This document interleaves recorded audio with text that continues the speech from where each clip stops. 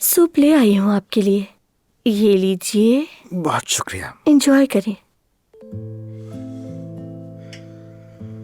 गर्म है, एहतियात कीजिएगा। मैं मदद कर देती हूँ, मैं आपको पिला देती हूँ।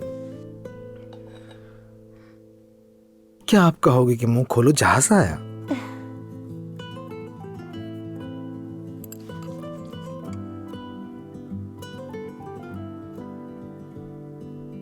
कोई देख लेगा। नहीं यार, वो सब अपने काम में मसरूफ है, किसी का ध्यान नहीं होगा। उजान साहब। जी कहिए। हाँ, ठीक है, छोड़ो, बाद में पी लूंगा।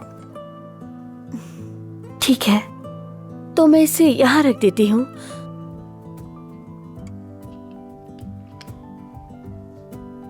क्या तुम्हारे हाथ जादुई हो सकते हैं?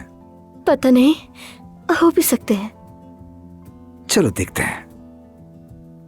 मेरे ख्याल में तो हैं।